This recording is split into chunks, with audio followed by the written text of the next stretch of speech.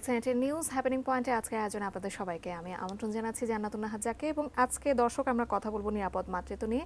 আপনারা জানেন যে একটি সুস্থ এবং স্বাভাবিক শিশু জন্মদানের জন্য গর্ভকালে মায়ের স্বাস্থ্যগত নিরাপত্তা করা নিশ্চিত করা অত্যন্ত জরুরি, যাতে মেধাবী জাতি গঠনে এই নিরাপদ মাতৃত্ব বিশেষ ভূমিকা রাখে। আজকে এই নিয়ে কথা বলবো আমাদের অতিথির সঙ্গে। আজকে অতিথি হিসেবে আমাদের স্টুডিওতে উপস্থিত আছেন মোহাম্মদ লোকমান হোসেন, ব্যবস্থাপনা পরিচালক, Alok Health Care and Hospital. Sir, আপনাকে স্বাগত জানাচ্ছি আমাদের আয়োজনে। ধন্যবাদ। আমরা আজকে নিরাপদ মাতৃত্ব নিয়ে কথা বলতে যাচ্ছি। একদম শুরুতে যদি আপনার কাছ থেকে জানতে চাই যে নিরাপদ মাতৃত্ব বলতে আসলে কি বোঝায়? নিরাপদ মাতৃত্ব এটা সহজ, যে আপনার একটা মা তার সন্তান ধারণ করবে, সন্তান দান করবেন পৃথিবীকে। উনি নিজে নিরাপদ থাকবেন, সন্তানকে নিরাপদ রাখবেন, পরিবারকে নিরাপদ রাখবেন। এইটা হলো নিরাপদ মাতৃত্ব। এখন নিরাপদ মাতৃত্ব নিয়ে কিন্তু জাতিসংঘের তত্ত্বাবধানে বলেন বা বিভিন্ন সংস্থার তত্ত্বাবধানে, সরকারের তত্ত্বাবধানে বহু বছর যাবৎ কাজ শুরু হয়েছে। আমি যতটুকু জানি 2001 থেকে আমরা খবর রাখি, তো বাংলাদেশে কাজ করে যাচ্ছে, কিন্তু এখনও কাঙ্ক্ষিত লেভেলে পৌঁছে নাই।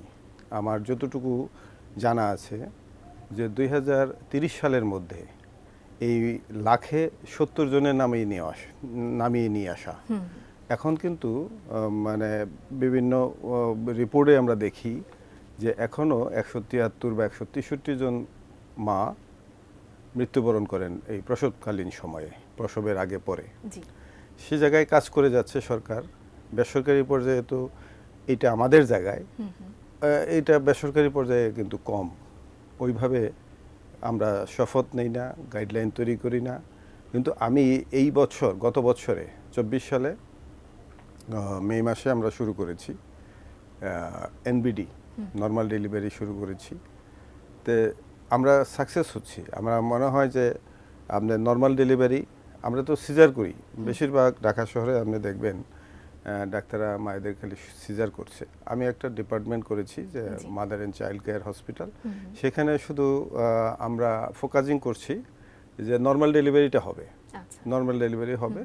তো আমরা কাঙ্ক্ষিত লেভেলে পৌঁছি নাই, তবে সাকসেস হচ্ছি। দিন দিন এটা বৃদ্ধি পাচ্ছে, মানুষ উৎসাহিত হচ্ছে। আপনারা নর্মাল ডেলিভারি আসলে উদ্বুদ্ধ করতে চাচ্ছেন যারা বাইরে যাচ্ছেন হসপিটালে? আচ্ছা, উদ্বুদ্ধ করতে যাচ্ছি। এখানে 24 ঘন্টা আমরা একটা তিনটা টিম তৈরি করেছি, যে রাউন্ড দ্য ক্লক একজন বিশেষজ্ঞ ডাক্তার, গাইনোকোলজিস্টের আন্ডারে, গাইনোকোলজিস্ট, নিউনেটোলজিস্ট, অ্যানাস্থেটিক সব মিলে একটা টিম, ডাক্তার, নার্স, মিডওয়াইফ মিলে একটা টিম। এই টিম সকালে, বিকালে এবং রাতে 3টা টিমে কাজ করবে। তো আমরা সাকসেস হচ্ছি।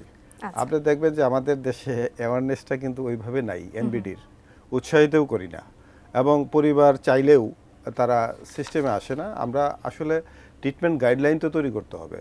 আমি আমার হসপিটালে ট্রিটমেন্ট গাইডলাইন তৈরি হচ্ছে এবং দিন দিন মানুষ উদ্বুদ্ধ হচ্ছে। আচ্ছা স্যার, নিরাপদ মাতৃত্ব প্রত্যেকটা নারীর অধিকার আমরা বলি। এই অধিকার অর্জনে আসলে বাংলাদেশ এখনো পর্যন্ত পিছিয়ে আছে। এর কারণগুলো কি বলে আপনার মনে হয়? এর কারণ আসলে অপ্রতুলতা, কিছু তো অপ্রতুলতা আছেই। আপনি দেখেন একেবারে গ্রাম অঞ্চলে যে আমাদের যে সেন্টারগুলো আছে, সরকারের সেন্টারগুলো আছে, সেখানে যথেষ্ট পরিমাণে মিডওয়াইফ নাই, মিডওয়াইফ সবসময় থাকে না। এইখানে 24 ঘন্টা মিডওয়াইফ লাগবে, ডাক্তারদের তত্ত্বাবধান লাগবে 24 ঘন্টা। 24 ঘন্টা যদি আমরা ডাক্তারদের তত্ত্বাবধান তৈরি নাও করতে পারি, মিডওয়াইফ খুব জরুরি। মিডওয়াইফ শুধু সার্টিফিকেটদারি হলে হবে না, ট্রেনিং প্রাপ্ত হইতে হবে যে একটা মাকে কিভাবে নিরাপদ ডেলিভারি তৈরি করবে, হ্যাঁ, সন্তান প্রসবে। তার আগে কিন্তু কাজ আছে। আপনারা দেখেন সরকারি বেসরকারিভাবে আন্তর্জাতিকভাবে গাইডলাইন তৈরি হয়েছে যে 3 থেকে 4 থেকে 5 বার মনে হয় একটা মা যখন সন্তান ধারণ করবে, যত তাড়াতাড়ি সম্ভব একবার চেক আপ করবে, 6 মাসে একবার করবে, 8 মাসে একবার করবে, 9 মাসে 4 বার চেক আপ করতে হয়। এটা কিন্তু সরকারি গাইডলাইন। কিন্তু বাংলাদেশে অনেক পরিবার আছে, এখনও নিম্ন পরিবারগুলো আছে, একবারও করতে পারে না। একবারে প্রান্তিক লেভেলে ডাক্তারের কাছে যায় বা অথবা দায়ের কাছে যায়। এখনও কিন্তু দায়ীদের দ্বারা নর্মাল ডেলিভারি হচ্ছে। দায়ীদের দ্বারা নর্মাল ডেলিভারি তো আসলেই নিরাপদ না। আগে আমরা কিন্তু নর্মাল ডেলিভারির মাধ্যমে দায়ীদের আন্ডারে হয়েছি আমরা গ্রামে, কিন্তু এখন আমি মনে করি বিজ্ঞান বলে নর্মাল ডেলিভারি দায়ীদের দ্বারা হওয়া উচিত না। সে জায়গা থেকে ফিরিয়ে আনতে হবে ট্রেনি পিপুল, মানে অর্থাৎ আমাদের এই বলা যায় যে নার্সদের যে একটা প্রফেশন মিডওয়াইফ, এই মিডওয়াইফকে আরও ডেভেলপ করতে হবে, ট্রেনিং প্রাপ্ত করতে হবে, ডাক্তারদের তত্ত্বাবধান লাগবে। অ্যাকচুয়ালি কিন্তু ডাক্তাররা তত্ত্বাবধান ছাড়া কিন্তু একজন মিডওয়াইফ উপরে ছেড়ে দেওয়াও ঠিক না। তো সে জায়গায় আমি মনে করি যে এই সাবজেক্টগুলো বাড়া উচিত, লোকবল বাড়া উচিত। স্যার, নিরাপদ মাতৃত্ব নিশ্চিত আসলে আলোক হেলথ কেয়ার কেমন সুবিধা দিচ্ছে? প্রত্যন্ত অঞ্চলগুলো থেকেই পৌঁছেছে? আলোক হেলথ কেয়ার কি সুবিধা দিচ্ছে? আলোক হেলথ কেয়ার অত্যন্ত কম মূল্যে, ধরেন 15,000 টাকা খরচে আমরা নর্মাল ডেলিভারি করছি, মাত্র 15,000। সে জায়গায় এর চেয়ে তো কম আমি দিতে পারি না, কারণ আমার ডাক্তার বৃন্দ তো আমার পালতে হবে সেই জায়গায়। তো সরকার পারে, সরকারের তো মানে জনগণের টাকায় সরকার চলে, সেই বাজেটটা তো সরকার পাচ্ছে, আমি তো কোনো বাজেট পাচ্ছি না, যে আমার কিন্তু এখান থেকে আর্ন করে দিতে হচ্ছে। আমার লক্ষ্য হলো একটা আন্তর্জাতিক মানের নিরাপদ এবং নর্মাল ডেলিভারি হসপিটাল তৈরি করা। আমি বিভিন্ন দেশে দেখেছি, খুব ইন্টারেস্টেড হয়েছি। আবার শুধু যে প্রাকৃতিকভাবে বাচ্চা হবে তা কিন্তু না, কিছু গাইডলাইন তো আছে, কিছু মানার ব্যাপার। একটা মা যখন গর্ভধারণ করবে তার আগে তার সে কি রক্তশূন্যতায় ভুগছে কিনা, সে অ্যানিমিয়ায় ভুগছে কিনা, সে কি বলে ব্রঙ্কাইটিসে ভুগছে কিনা, বিভিন্ন অসুখ বিসুখ, তার শরীরটা ফিট আছে কিনা, ফিটনেস না দেখে যদি আপনি একটা, এবং অপ্রাপ্ত বয়স কিনা। আমাদের তো 15-16 বছরের মেয়েদের বিয়ে হচ্ছে, এটা কিন্তু আন্তর্জাতিকভাবেই একেবারে নিষিদ্ধ, দেশীয়ভাবে নিষিদ্ধ, স্ট্রিক্টলি প্রহিবিটেড। এটা তো সরকার ফেস করছে। গ্রামাঞ্চলে আসলে কিন্তু এটা একেবারে হয়ে যাচ্ছে, এবং এখন পর্যন্ত গ্রামাঞ্চলে আধুনিক চিকিৎসাটা সহজলভ্য হয়ে উঠছে না। কেন স্যার? সহজলভ্য আমি আপনার সাথে অনেকবার কথা বলেছি। সহজলভ্য আপনি যদি মনে করেন আমরা এখানে 3-4 জন লোক আছি, আমরা খাবো, তাহলে 3-4টা প্যাকেট কিন্তু লাগবে, লাঞ্চ প্যাকেট। কিন্তু চিকিৎসার জন্য সবাইকে লাগবে তা কিন্তু না। মানে উন্নত দেশগুলা ইন্স্যুরেন্সের মাধ্যমে চলছে। ইন্স্যুরেন্স মানে আমি যেটা বলি যে WHO বলে যে 5-6% মানুষ মানে অসুস্থ থাকে বারবার, মানে সবসময়, তা 2-3% মানুষ চিকিৎসা নেয়।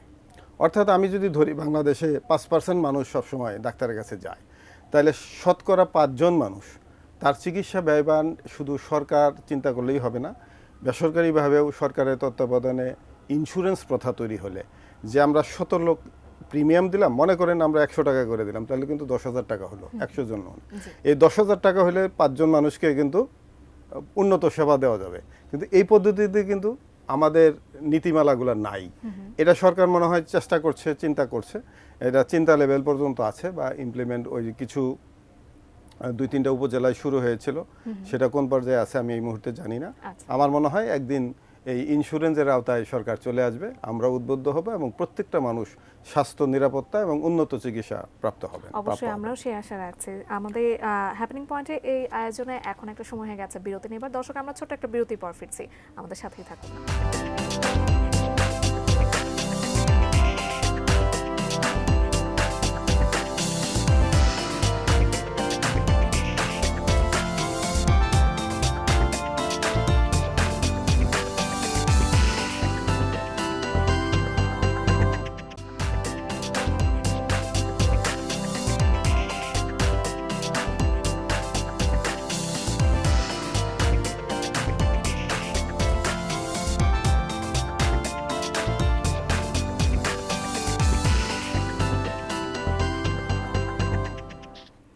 বিরতির পর আরও একবার আমন্ত্রণ জানাচ্ছি আমাদের আজকে হ্যাপেনিং পয়েন্টের আয়োজনে, এবং আজকে আমরা নিরাপদ মাতৃত্ব নিয়ে কথা বলছিলাম। মেধাবী জাতি গঠনে আসলে নিরাপদ মাতৃত্ব কতটা ভূমিকা রাখতে পারে, তাই নিয়ে আমরা আজকে অতিথির সঙ্গে কথা বলছিলাম। স্যার, অনিরাপদ ডেলিভারি মা ও শিশুর কিন্তু মৃত্যুর কারণ হয়ে থাকে, আমরা কিছুক্ষণ আগেও সেটা বলছিলাম। সামাজিক কিছু কুসংস্কার আছে, যেমন গ্রামে অনেক পরিবারে গর্ভকালীন হাঁসের গোশত, মুরগির ডিম, মৃগেল মাছ ও কচু শাক সহ অনেক পুষ্টিকর খাবার একদমই খেতে দেওয়া হয় না। এক্ষেত্রে আসলে বের হয়ে আসার কোনো উপায় কি আছে? আপনার কি মনে হয়? না, এটা বের হয়ে না হওয়ার কোনো কারণ নাই, কারণ কুসংস্কারে তো আমাদের জাতি কিন্তু অতটা শিক্ষিত ছিলেন না, এখনো অশিক্ষিত পর্যায়ে তো আছে অনেক। ধরেন একজন মা, তার শাশুড়ি বা তার খালা শাশুড়ি, চাচি শাশুড়ি, এরা কারা? মানে অনেক প্রান্তিক লেভেলের মানুষ। আমরা যদি এখনো মনে করি যে নিম্ন আয়ের মানুষ তো আছে, সেটা 18% হোক, 20% হোক, আছে, তো তাদের মধ্যে তো কুসংস্কারে ভরা। সেই জায়গায় সামাজিক একটা কন্ট্রিবিউশন লাগবে। সরকারের উদ্যোগ নিলে সরকার ডাক্তার একটা গাইডলাইন তৈরি করবে, একটা মা যখন গর্ভবতী হবেন উনি কি কি খাবেন সেটা প্রত্যেকটা গ্রামে পৌঁছে দেওয়া। এবং গ্রামে এখন কিন্তু সরকারের সক্ষমতা নাই তা কিন্তু না, আপনার প্রত্যেকটা জায়গায় কিন্তু স্বাস্থ্যকর্মী আছে, তাদেরকে উদ্বুদ্ধ করা। স্বাস্থ্যকর্মীরা কতটুকু কাজ করে? শুধু কি জন্ম নিয়ন্ত্রণ কাজ করবে? তাদেরকে খাদ্যের গাইডলাইনগুলো দিতে হবে, অথবা গ্রাম্য যে সেন্টারগুলো আছে আপনার মায়েদেরকেও ডাকা যায়, বাপদেরকেও ডাকা যায়, ডেকে তাদেরকে কাউন্সিলিং করা যেতে পারে। এই কুসংস্কার থেকে বের হয়ে যেতে হবে। এই যে হাঁসের মাংস খাওয়া যাবে না, তারপরে আপনার কচু শাক খাওয়া যাবে না, হয়তোবা যে মাটা এক সময় খেয়েছিল তা হাঁসের মাংস অনেক অ্যালার্জি, সেক্ষেত্রে সব মায়ের জন্য তো অ্যালার্জি না। তা সেই পরীক্ষাটা তো করতে হবে অবশ্যই। তা একটা মা যখন গর্ভবতী হবেন, মানে বাচ্চা সন্তান নেওয়ার আগে তার কিছু বেসিক পরীক্ষা নিরীক্ষা তো করা যেতে পারে। এখন সেটা মনে করেন যে সেটা তো অপ্রতুল বা ব্যয়বহুল, সেটা সন্তান লাভের চেয়ে তো ব্যয়বহুল না। একটা সন্তান তো অনেক কিছু সাক্ষ্য দেয়। আপনি যেটা বললেন যে একটা নিরাপদ মাতৃত্ব এবং সুসন্তান, এটা মেধাবী জাতি গঠন করবে। মেধাবী জাতি গঠন করার জন্য তো সুসন্তানের দাম অনেক বেশি। সেই জায়গায় ওই পরীক্ষা নিরীক্ষা কিন্তু খুব কঠিন না। কুসংস্কার নির্মূলে কি স্যার সরকারি ও বেসরকারি পর্যায়ে প্রচারণা কি খুব কম? এইটা কম কিছু আছে তো, যেমন আপনাদের গ্রাম যারা নেতৃত্ব দেয়, গ্রাম ইউনিয়ন ওয়ার্ড যারা নেতৃত্ব দেয় তাদেরকে অন্তর্ভুক্ত করতে হবে। আপনি দেখেন ইউনিয়ন চেয়ারম্যান মেম্বার, এটা তাদেরকে সম্পৃক্ত করতে হবে। গ্রাম্য মাতব্বর তাদেরকে সম্পৃক্ত, তাদেরকে ট্রেনিং করতে হবে যে তোমার গ্রামে যদি এই ধরনের কুসংস্কার থাকে তাহলে তো তুমি নেতা হইলা না।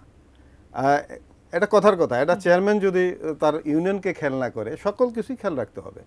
যে সেই জায়গায় ইউনিয়ন চেয়ারম্যান মেম্বারদেরকে অন্তর্ভুক্ত করা গেলে এবং গ্রামের যারা ওয়ার্ডের অন্তর্ভুক্ত আছে সেটা দলমত নির্বিশেষেই হইতে পারে। এই জায়গায় আমাদের আসলে আমরা কি চাই, আমরা কোন জাতি গঠন করতে চাই? আমরা কি পৃথিবীর উন্নত জাতির মধ্যে একটা হইতে চাই খালি মুখে মুখে? কাজ করতে হবে, সততার সহিত কাজ করতে হবে।